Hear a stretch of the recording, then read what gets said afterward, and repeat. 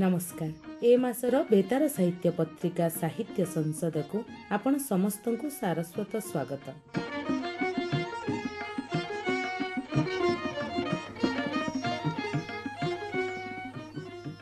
बेतार साहित्य पत्रिका साहित्य संसदर नारी विशेषांकर सूची रे रहिछि नवजागरण साहित्य रे ओडिया नारी लेखिकांकर अवदान संपर्क रे डॉक्टर संघमित्रा भंजंकर आलोचना, कविता पृष्ठ रे कवयित्री ममता दासंकर कविता, गल्प फर्दरे गाल्पिका चिरश्री इंद्र सिंहकर गल्प। एथर संपादकीय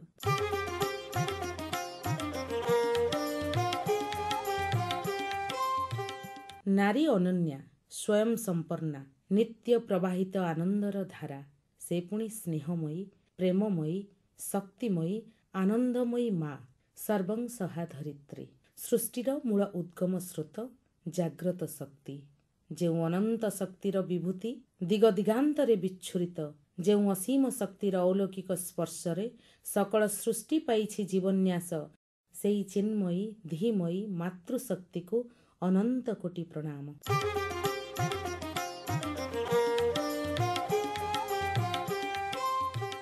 आज पत्रिकार प्रथम अर्घ्य आलोचना फर्द।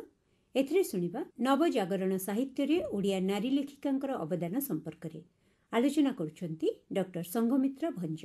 नवजागरण एक आधुनिक एवं व्यापक अवधारणा सांस्कृतिक आंदोलन भावरे यह समाज को खूब प्रभावित करिथिला। यूरोपीय नवजागरण जो विषय को नहीं आगको बढ़िथिला, भारतीय नवजागरण ताठारु भिन्न थिला। तेबे 19 शताब्दीर भारत रे एक नूतन बौद्धिक चेतना एवं सांस्कृतिक लहर दृष्टिगोचर होइथिला, अनुभूत होइथिला। विदेशी सत्ता निकटरे पराजय, उपनिवेशवाद तथा ज्ञान विज्ञान प्रसार सहित पाश्चात्य संस्कृतिर प्रभावरू एही जागरण उत्पन्न होइथिला। एही जागरण समय रे मानव ही मुख्य केंद्र पालटी गला। विवेक मुख्य, ज्ञान विज्ञान प्रसार हैला, रूढ़ीर विरोध हैला एवं सामाजिक सांस्कृतिक जीवन प्रति नूतन चिंतन आरंभ हैला। एही नवीन चेतना द्वारा मानवर जागरण ही नवजागरण भावरे अभिहित हुए। तेबे आमे जदि भारतवर्ष को देखिबा, स्वाधीनता संग्राम परे भारतीय समाज रे जो राजनैतिक, सामाजिक और सांस्कृतिक जागरण आसीथिला, ताहारी चेतना ही प्रकारांतरे अन्यान्य प्रांतीय भाषा साहित्य को निश्चित भावरे प्रभावित करिथिला। प्रत्येक युग तार पूर्व समय एवं उपलब्धि पाखरे चिर ऋणी, कारण प्रत्येक स्थिति पाई तार पूर्व अवस्था ही दायी होइथाय। नारी साहित्य सर्वदा मनमय धर्मी थिला एवं तन्मय धर्मी थिला। प्रथम पर्यायर जेतेबेले लोकगीत को देखुचे, नाना बाया गीत, कांदणा गीत, ढग ढमाली ओषा गीत, रजदोली गीत, खुदुरुकुणी ओषा गीत, जह्नी ओषा गीत, कुमार पूर्णिमा गीत, बोईत बंदना गीत, ए सबुरे नारी लेखनीर तन्मय रूप आमे देखुचे, शुणुचे। 16 शताब्दी रे माधवी दासी जोड़े वैष्णवी थिले, कीर्तनावली तांकर रचना थिला एवं 17 शताब्दी बेलू वृंदावती दासींकर पूर्णतम चंद्रोदय को आमे पढ़िचे। निशंक राय राणींकर पद्मावती अभिलाष जोटा कि 18 शताब्दी रे थिला, ए नारी मानक आलोचना पर्व रे निश्चय आसीबो। आधुनिक जुगरे आमे जेतेबेले कहू नव नव उन्मेषशालिनी प्रज्ञा प्रतिभा विदु, ए समय आमे जानिचे जे उन्मेष बा प्रतिभार द्युति भावरे सृजन को बा सर्जन को गुरुत्व दिया गला। ए समय रे नारीटीए तार गोटे स्वतंत्र साहित्यिक बलयटी सृष्टि करुछि एवं लेखनी चालना करुछि। भारतीय नवजागरण ओडिया साहित्य और लेखिका माननकु प्रभावित करिथिला। साहित्य रे आधुनिक चेतना एवं नूतन संवेदनार प्रसार हैला। देशभक्ति एवं राजभक्ति प्रति रुचि बढ़िथिला। सामाजिक समस्यारु मुक्त हेबा पई साहित्य सहायक होइथिला एवं साहित्य निजे मध्य निजको गढ़ी तोलिथिला। देशर उन्नति कल्पे साहित्य को लेखिका माने व्यवहार करिथिले।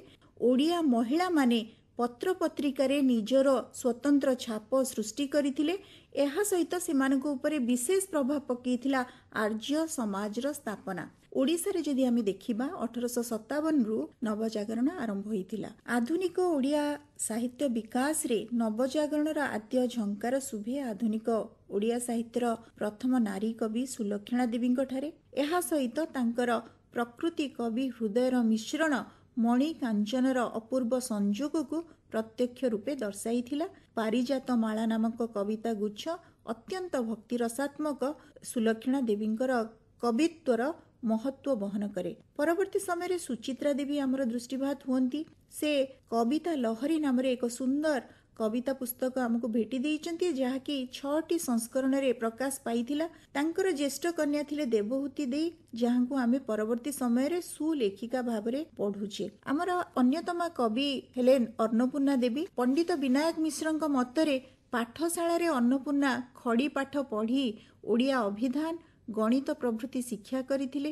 9 ବର୍ଷ ବୟସ ପୂର୍ଣ୍ଣ ହେଲା ବେଳକୁ ତାଙ୍କର ପାଠପଢ଼ା ଶେଷ ହୋଇଗଲା, କିନ୍ତୁ ସେ ଓଡ଼ିଆ ଭାଗବତ, ରାମାୟଣ, ମହାଭାରତ, ଚୈତନ୍ୟ ଚରିତାମୃତ ଇତ୍ୟାଦି ପଢ଼ୁଥିଲେ ଏବଂ ସ୍ୱର୍ଗତ ଲକ୍ଷ୍ମୀନାରାୟଣ ସାହୁଙ୍କ ଦ୍ୱାରା ସର୍ବପ୍ରଥମ ଯେଉଁ ସହକାର ପତ୍ରିକା ତାକୁ ଅନ୍ନପୂର୍ଣ୍ଣା ପରିଚାଳନା କରିବା ନିଶ୍ଚିତ ଭାବରେ ଏକ ଗୌରବର କଥା।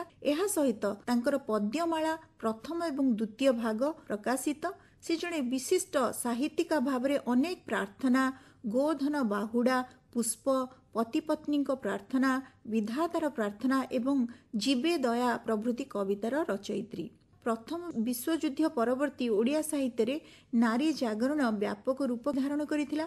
ଓଡ଼ିଶାରେ ଶ୍ରୀମତୀ ନର୍ମଦା ଦେବୀ, ଶ୍ରୀମତୀ ପ୍ରତିଭା ଦେବୀ ଏବଂ ଶ୍ରୀମତୀ ସୁପ୍ରଭା ଦେବୀ, ଏ 3 ଜଣଙ୍କ ସହିତ ଶୈଳବାଳା ଦାସ ମଧ୍ୟ ଉଚ୍ଚଶିକ୍ଷା କେବଳ ନୁହେଁ, ସାହିତ୍ୟକୁ କିପରି ଭାବରେ ପ୍ରତିଷ୍ଠା କରିବେ ସେଥିପାଇଁ ସମ୍ପୂର୍ଣ୍ଣ ରୂପେ ନିଜର ଭୂମିକା ନିର୍ବାହ କରିଛନ୍ତି। ଶୈଳବାଳା ଦାସ ସ୍ତ୍ରୀ ଶିକ୍ଷା ପଦ୍ଧତି ବିଷୟରେ ଶିକ୍ଷା ଲାଭ କରିବାକୁ ସେ ବିଲାତ ଗଲେ। ତାଙ୍କ ବିଲାତ ପ୍ରବାସ କାଳରେ ବିଲାତ ପ୍ରବାସ ନାମକ ଏକ ଡାଏରୀ ସେ ଧାରାବାହିକ ଭାବରେ ଉତ୍କଳ ସାହିତ୍ୟ ପତ୍ରିକାରେ ପ୍ରକାଶ କରିଥିଲେ। ସେ କାଳରେ ଏହା ଥିଲା ଗଦ୍ୟ ଶୈଳୀର ଏକ ଉଚ୍ଚ କୋଟିର ରୂପ। ତେବେ ଅନୁବାଦ କ୍ଷେତ୍ରରେ ନର୍ମଦା କରଙ୍କୁ ଆମେ ମନେ ପକାଉ। ଟଲଷ୍ଟୟଙ୍କ ଗଳ୍ପ ସଂକଳନରୁ ବନ୍ଦୀ, ବିବାଦ ଭଞ୍ଜନ, ପରିଣାମ, ଦଣ୍ଡବିଧାନ, ତୃଷ୍ଣା, କୁହୁକ, ଶାନ୍ତି ନାମରେ ବହୁ ଗଳ୍ପ ସେ ଅନୁବାଦ କରିଛନ୍ତି। ଦେବଦର୍ଶନ ଗଳ୍ପ ମଧ୍ୟ ଉତ୍କଳ ସାହିତ୍ୟରେ ତାଙ୍କର ପ୍ରକାଶ ପାଇଥିଲା। ନର୍ମଦାଙ୍କର ଭଉଣୀ ଶ୍ରୀମତୀ ପ୍ରତିଭା ଦେବୀ ଆଇଭାନ ଟାର୍ଜେନେଭଙ୍କର ଏ ଡ୍ରିମ୍ ଗଳ୍ପର ଅନୁବାଦିକା। ସ୍ୱପ୍ନ ନାମରେ ତାଙ୍କର ଏହି ଗଳ୍ପଟି ପ୍ରକାଶ ପାଇଥିଲା। ପିଟର ବେଲର ଅନୁବାଦ ମଧ୍ୟ ସେ କରିଛନ୍ତି, ଯାହାକି ବିଦେଶୀ କାବ୍ୟଗାଥା ଭାବରେ ପ୍ରକାଶିତ। ପ୍ରଥମ ସାମାଜିକ କ୍ଷୁଦ୍ର ଗଳ୍ପ ଶକୁନ୍ତଳାର ସ୍ରଷ୍ଟା ଭାବରେ ରେବା ରାୟ ନିଶ୍ଚିତ ଭାବରେ ସ୍ମରଣୀୟ। ପ୍ରଭାତ ନାମକ ମାସିକ ପତ୍ରିକା ସମ୍ପାଦନା ପୂର୍ବକ ଅଗ୍ନିବର୍ଷୀ କବିତା ଓ ପ୍ରବନ୍ଧମାନ ପ୍ରକାଶ କରିଥିଲେ। ଖ୍ରୀଷ୍ଟପୂର୍ବ 1904ରେ 40 ଗୋଟି କବିତାର ସଞ୍ଚୟନ ଅଞ୍ଜଳି ନାମକ ଏହି କବିଙ୍କର ଏକ କାବ୍ୟ ଗ୍ରନ୍ଥ ପ୍ରକାଶ ପାଇଥିଲା। ଶ୍ରୀମତୀ ରାୟଙ୍କ ଦ୍ୱାରା ଲିଖିତ ଶକୁନ୍ତଳା କ୍ଷୁଦ୍ର ଗଳ୍ପ ଏକ ସର୍ବପ୍ରଥମ ସାମାଜିକ କ୍ଷୁଦ୍ର ଗଳ୍ପ ଭାବରେ ଆମର ସ୍ମରଣୀୟ। ଶୈଳବାଳା ଦାସ ଇତିମଧ୍ୟରେ ବିଲାତରୁ କଟକକୁ ଫେରିଥିଲେ ଏବଂ ସେଠାରେ ରହିବା ଆରମ୍ଭ କରିଥିଲେ। ଓଡ଼ିଶାର ସ୍ତ୍ରୀ ଶିକ୍ଷାକୁ ଦୃଢ଼ୀଭୂତ ଓ ପ୍ରସାରିତ କରିବା ପାଇଁ ଉଦ୍ୟମ ଜାରି ରଖିଥିଲେ। ରେବା ରାୟଙ୍କ ପ୍ରତିଷ୍ଠିତ ଆଦର୍ଶ ବାଳିକା ବିଦ୍ୟାଳୟ, ଯାହାକୁ ମଡେଲ ଗର୍ଲସ ସ୍କୁଲ ବୋଲି ଆମେ ଜାଣୁ, ତା ସହିତ ସମ୍ମିଳିତ ହୋଇ ରେଭେନ୍ସା ବାଳିକା ଉଚ୍ଚ ଇଂରାଜୀ ବିଦ୍ୟାଳୟ ନାମରେ ତାହା ନାମିତ ହେଲା। ଏହା ହିଁ ଥିଲା ଓଡ଼ିଶାରେ ନାରୀ ଶିକ୍ଷାର ପ୍ରଥମ ସୋପାନ। ଏହା ନବଜାଗରଣ କ୍ଷେତ୍ରରେ ଅଭୂତପୂର୍ବ ଭୂମିକା ନିର୍ବାହ କରିଥିଲା। କୁନ୍ତଳା କୁମାରୀ ସାବତ ଗୀତା, ଭାଗବତ, ଉପନିଷଦ, ଗୌଡ଼ୀୟ ବୈଷ୍ଣବ କାବ୍ୟାବଳୀ ପାଠ କରି ଅତ୍ୟନ୍ତ ପ୍ରଭାବିତ ହୋଇଥିଲେ। ତାରାପ୍ରତି କବିତାରୁ ଆରମ୍ଭ ହୋଇ ସ୍ଫୁଲିଙ୍ଗ, ଆହ୍ୱାନ, ଅଞ୍ଜଳି, ଅର୍ଚ୍ଚନା, ପ୍ରେମ ଚିନ୍ତାମଣି ସେ ପ୍ରଗତିଶୀଳ ଥିଲେ। ତାଙ୍କ କବିତାରେ ଭଗବାନ କୌଣସି ନିର୍ଦ୍ଦିଷ୍ଟ ଧର୍ମର ନଥିଲେ, ସେ ସବୁ ଧର୍ମ ଭିତରେ ଓ ବାହାରେ ବୋଲି ଈଶ୍ୱରଙ୍କୁ ଅନୁଭବ କରୁଥିଲେ। କୁନ୍ତଳା କୁମାରୀଙ୍କର ସେଫାଳି ପ୍ରତି ଏବେ ବି ଆମର ସ୍ମରଣୀୟ। ଏସବୁ ତାଙ୍କର ଅତି ଉଚ୍ଚ କୋଟିର ସୃଷ୍ଟି।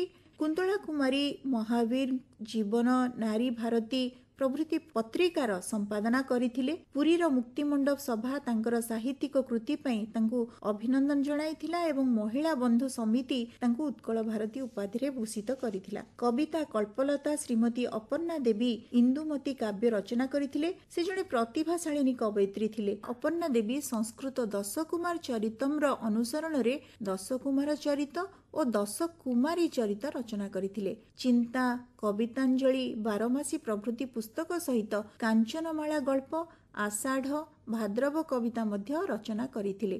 ଯାହାକି ଉତ୍କଳ ସାହିତ୍ୟ ପତ୍ରିକାରେ ପ୍ରକାଶିତ। ସରଳା ଦେବୀ ଜଣେ ସାହିତ୍ୟ ସମାଲୋଚିକା ଭାବରେ ଆମର ବେଶ ଆଦୃତି ଲାଭ କରିଛନ୍ତି ଏବଂ ସମାଲୋଚିକା ଭାବରେ କବି ଗୋପାଳକୃଷ୍ଣ ପ୍ରତିଭା ସାରଳା ମହାଭାରତରେ ନାରୀ ଚରିତ୍ର ଏଥିପାଇଁ ସେ ବନ୍ଦନୀୟ। ସରଳା ଦେବୀ 1969 ମସିହାରେ ଓଡ଼ିଶା ସାହିତ୍ୟ ଏକାଡେମୀ ଦ୍ୱାରା ସମ୍ମାନିତ ତାଙ୍କର ସାହିତ୍ୟ କୃତିକୁ ନେଇ। ଅନ୍ୟତମ କବି ନିର୍ମଳା ଦେବୀ ଯିଏକି ନୀର ମାଉସୀ ନାମରେ ବେଶ ପରିଚିତା। ତାଙ୍କର କବିତା ପୁସ୍ତକ ଦିନାନ୍ତେ ଆଉ ସୀମାନ୍ତେ ଏ ଦୁଇଟି ଯାକ ଭକ୍ତି ରସାତ୍ମକ କବିତା।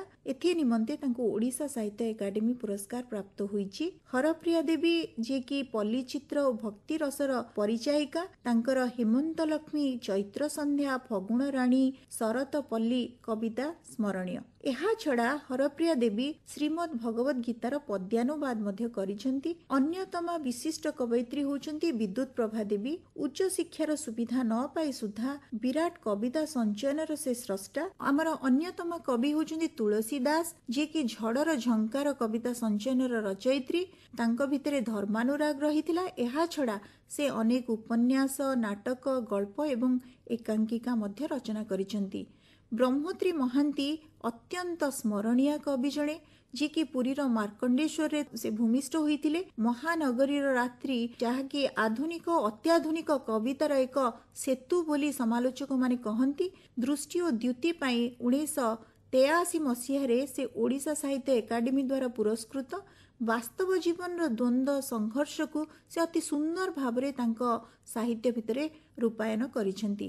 ଏହା ଛଡ଼ା ଆମର ମନେ ପଡ଼ନ୍ତି ଦୁର୍ଗାବତୀ ପଟ୍ଟନାୟକ, ସୀତା ଦେବୀ ଖାଡଙ୍ଗା, ମନମୋହିନୀ ଦେବୀ, ମନୋରମା ମହାପାତ୍ର, ବୀଣାପାଣି ମହାନ୍ତି, ରାଜମାତା କନକଲତା ଦେବୀ, ଦୁର୍ଗାବତୀ ଦେବୀ ପ୍ରମୁଖଙ୍କୁ ଆମେ ଏଇ ନବଜାଗରଣ ପରବର୍ତ୍ତୀ ସମୟ ସେଇ ସମୟର କବି ଭାବରେ, ସାହିତ୍ୟିକା ଭାବରେ, ଲେଖିକା ଭାବରେ ଆମେ ଗ୍ରହଣ କରୁ। ତେବେ ନବଜାଗରଣ କାଳୀନ ଆମର ମହିଳାମାନେ ସମ୍ପୂର୍ଣ୍ଣ ରୂପେ ଓଡ଼ିଆ ଭାଷା ସାହିତ୍ୟକୁ ଯେଉଁ ପ୍ରକାର ସ୍ୱତନ୍ତ୍ର ସ୍ଥାନ ଓ ଉଚ୍ଚତା ପ୍ରଦାନ କରିଛନ୍ତି, ନିଶ୍ଚିତ ଭାବରେ ସେମାନେ ଭୂୟସୀ ପ୍ରଶଂସାର ପାତ୍ରୀ ଏବଂ ଅଭିନନ୍ଦନୀୟ।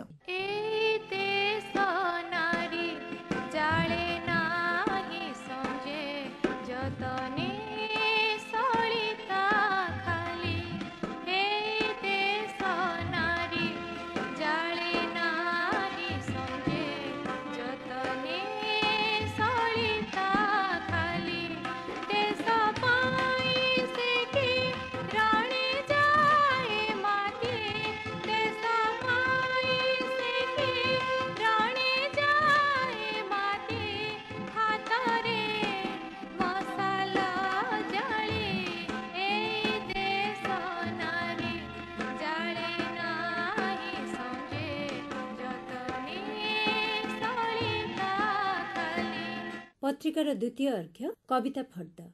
ଏଥିରେ କବୟିତ୍ରୀ ମମତା ଦାସ ତାଙ୍କର ଏକ ମନନଶୀଳ କବିତା ଭୂମି ସ୍ପର୍ଶ।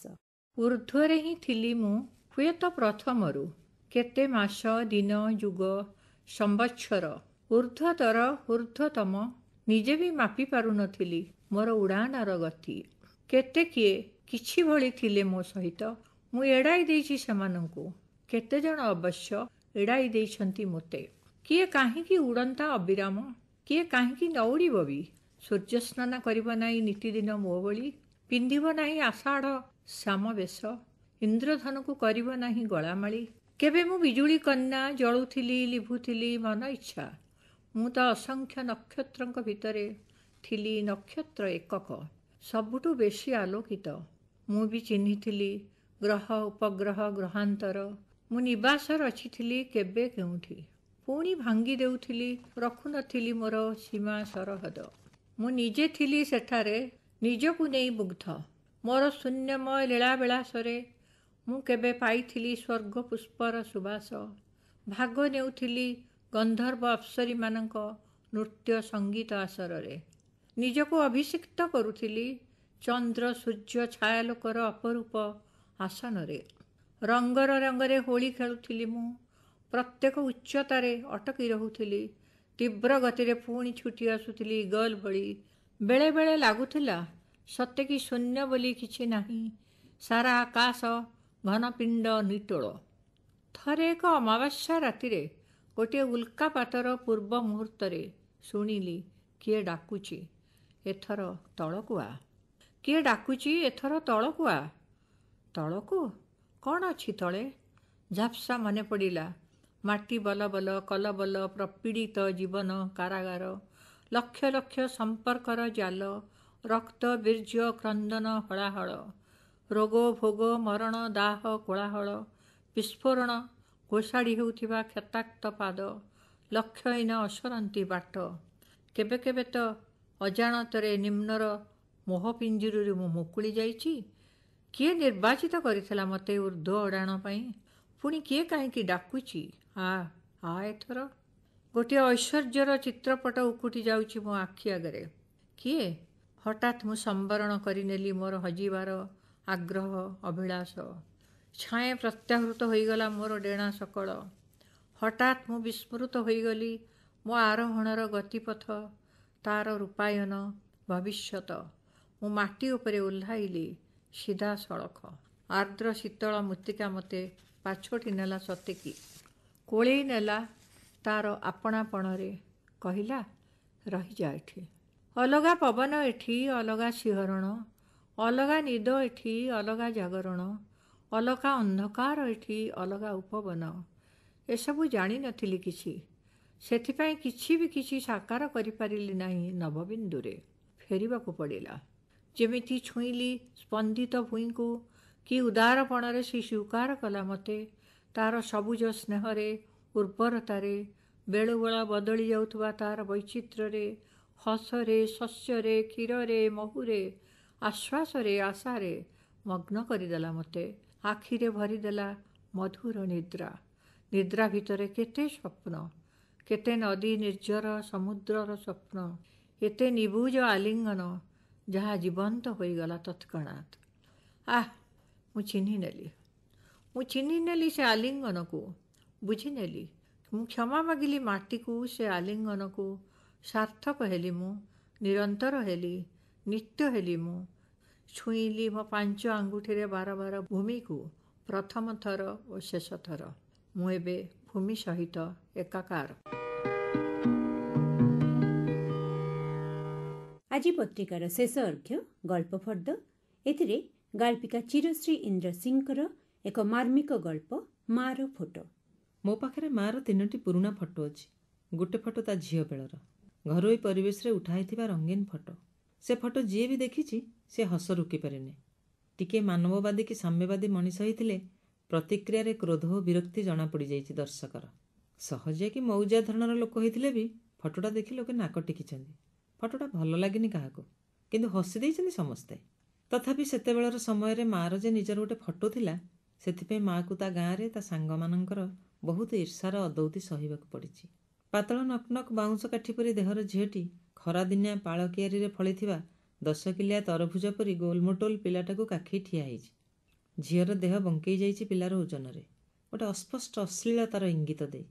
ପିଲାଟା ମୁହଁ ବିକୃତ କରି କାନ୍ଦୁଛି ଓ ଏକ ଅତ୍ୟନ୍ତ ସ୍ପଷ୍ଟ ହିଂସ୍ରତା ଫୁଟେଇ ମୁହଁରେ ତାକୁ କାଖେଇଥିବା କିଶୋରୀ ଝିଅଟିର ବଡ଼ କେରାଏ ଚୁଟିକୁ ସବୁ ବଳ ଖଟେଇ ଝିଙ୍କି ଧରିଛି। ଝିଅଟିର ମୁହଁରେ ଏକାବେଳକେ ଅନେକ ପ୍ରକାରର ଭାବ। କ୍ୟାମେରା ସାମ୍ନାରେ ଠିଆ ହେଇଛି ବୋଲି ତା ମୁହଁରେ ଭୟ ଓ କୁଣ୍ଠା ସହିତ ମିଶିଯାଇଛି ପିଲାର ଚୁଟି ଟଣା ଯୋଗୁଁ କଷ୍ଟ। ପିଲାକୁ ଠିକ୍ରେ ସମ୍ଭାଳି ନ ପାରିବା ଜନିତ ଦଣ୍ଡର ଆଶଙ୍କା ବି ଅଛି। ଆଉ ଏସବୁ ଉପରେ ତାର ଯେ ଗୋଟେ ଫଟୋ ଉଠୁଛି, ହେଉ ପଛେ ପିଲାର ଉଠୁଛି ବୋଲି, ସେଇ ଅନୁଭବର ଗୌରବ ଗୋଟେ ଅନନୁଭୂତ ପୁଲକ ସହିତ ମିଶି ରହିଛି କୁଆଁରୀ ଲାଜ। ମୋତେ ଲାଗେ ଯେ ମୁଁ ହିଁ କେବଳ ସେ ଫଟୋକୁ ଏମିତି ଦେଖିପାରେ, ବୁଝିପାରେ, ଫଟୋରେ ଥିବା ମଣିଷର ମନ ପଢ଼ିପାରେ, ଚରିତ୍ର ଚିତ୍ରଣ କରିପାରେ। ମା'ର ସେଇ ପ୍ରଥମ ଫଟୋ, ତାକୁ ଦେଖି ଯେ ଲୋକେ ହସି ଦିଅନ୍ତି, ସେଥିପାଇଁ ମୁଁ କାହାକୁ ଦୋଷ ଦିଏ ନାହିଁ। ଅଚିହ୍ନା କେହି ମଣିଷର ଫଟୋ ହେଇଥିଲେ ହୁଏତ ମୁଁ ବି ହସି ହସି ଗଡ଼ି ଯାଇଥାନ୍ତି, ଏତେ କଷ୍ଟ ଲାଗନ୍ତାନି ମୋତେ। ମା'ର ହାଡ଼ ଗିଣି ଗିଣି ଦେହରେ ବଡ଼ ମାପର ଫ୍ରକ୍। ବଡ଼ ମାପ, ପୁରୁଣା ଓ ଚିରା ଫଟା। ଛୋଟ ଛୁଆଟାର ସୁନିର୍ଦ୍ଦିଷ୍ଟ ଔଦ୍ଧତ୍ୟ ଓ ଖଣ୍ଡିତ ଅହଙ୍କାରର ବିକଳପଣ ବଡ଼ ହାସ୍ୟାସ୍ପଦ ଦିଶେ ସେଠି। ଆଉ କିଏ ସେ ଫଟୋ ଉଠେଇଥିଲେ କେଜାଣି? କେଉଁ ଅନାଡ଼ି ଫଟୋଗ୍ରାଫର। ଫଟୋର ବ୍ୟାକ୍ଗ୍ରାଉଣ୍ଡ ଚେକ୍ କରିନଥିଲା ସେ ଲୋକ। ସେ ନିଶ୍ଚୟ ପରିବାରର ଲୋକ। ପିଲାଟା ଲଣ୍ଡା ହେଲାବେଳେ ଘର ଅଗଣାରେ ହିଁ ଫଟୋଟା ଉଠିଥିଲା।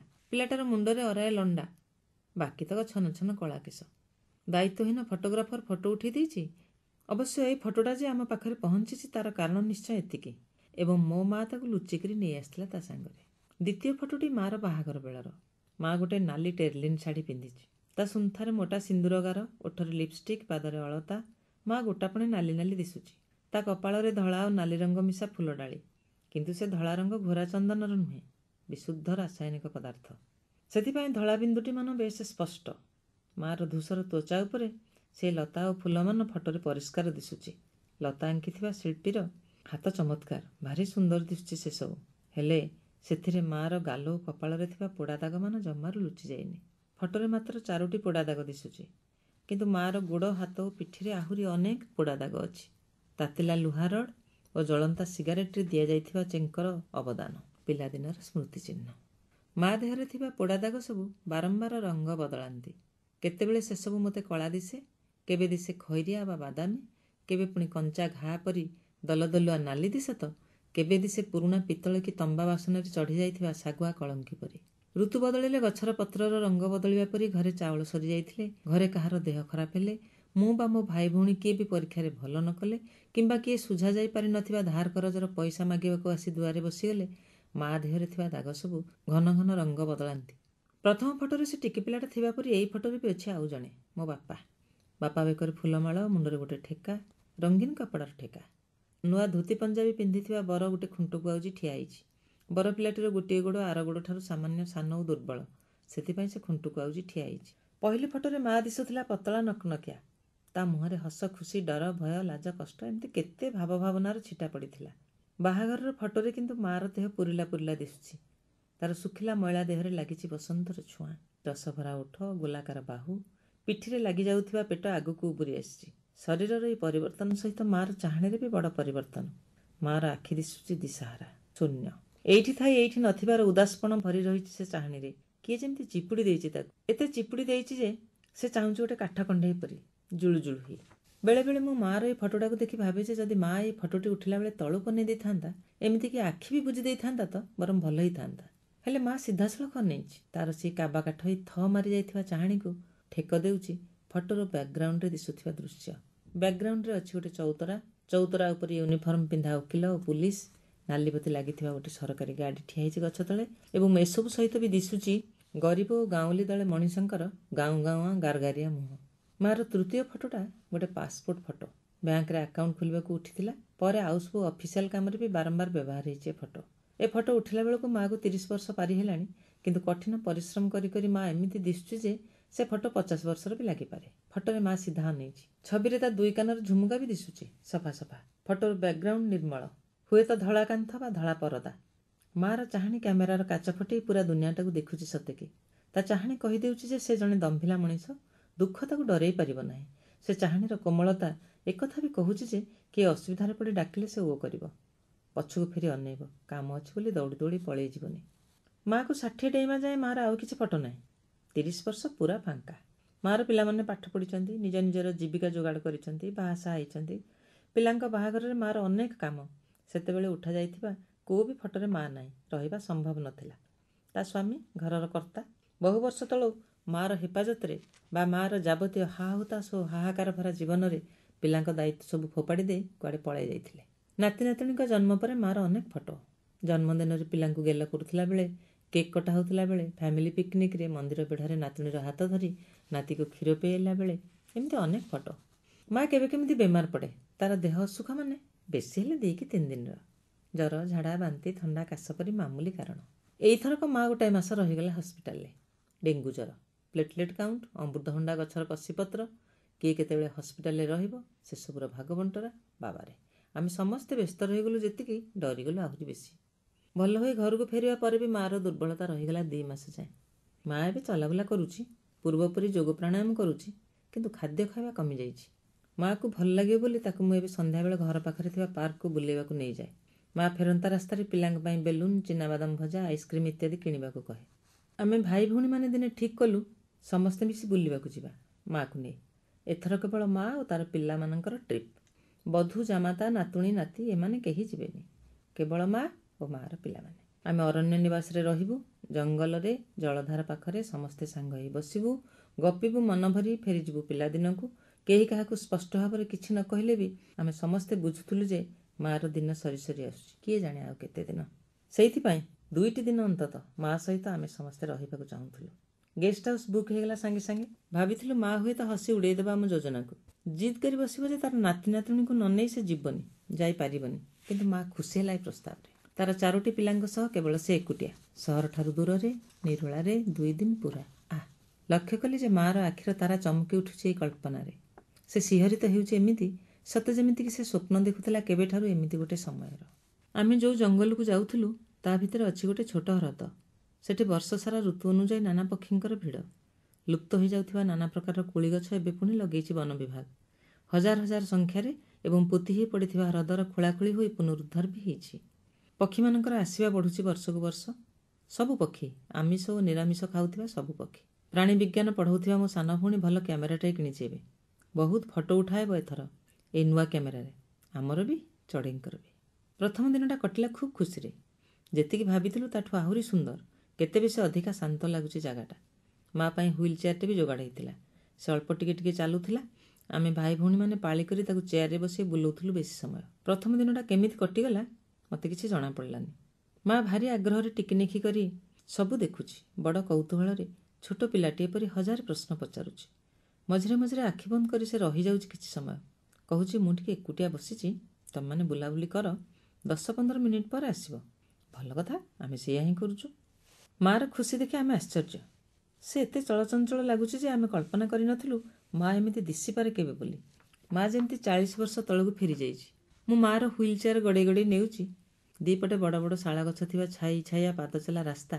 ମା କହି ଉଠିଲା ହଠାତ୍, ମୋର କେତେଟା ଫଟୋ ଉଠିଲୁ ଏଇଠି। କ୍ୟାମେରା ଅଛି ତୋ ପାଖରେ? ହଁ ହଁ, ଉଠେଇବା, ମୁଁ ଡାକି ଦେଉଛି ସମସ୍ତଙ୍କୁ।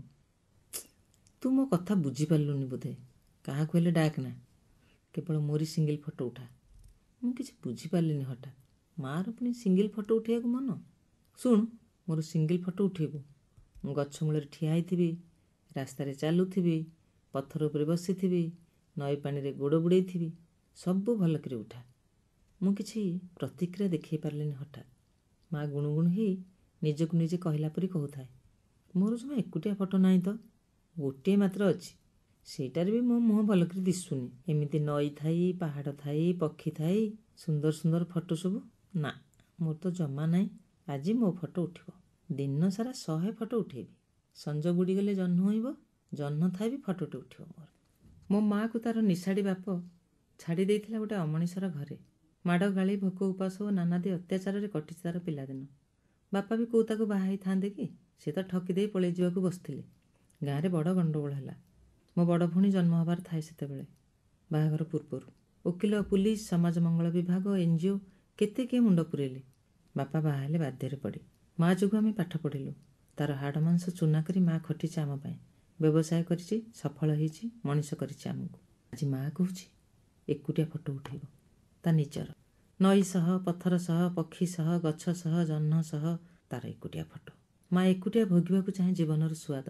ସେ ନିଜକୁ ଦେଖିବ ଏକୁଟିଆ। ମୁଁ କ'ଣ କାନ୍ଦୁଛି? ହଁ ତ, ମୋ ଛାତି ବତୁରି ଗଲାଣି ଲୁହରେ। ଶ୍ରୋତାବନ୍ଧୁ, ଏଇଠି ଶେଷ କରୁଛୁ ଏ ମାସର ବେତାର ସାହିତ୍ୟ ପତ୍ରିକା ସାହିତ୍ୟ ସଂସଦ। ନମସ୍କାର।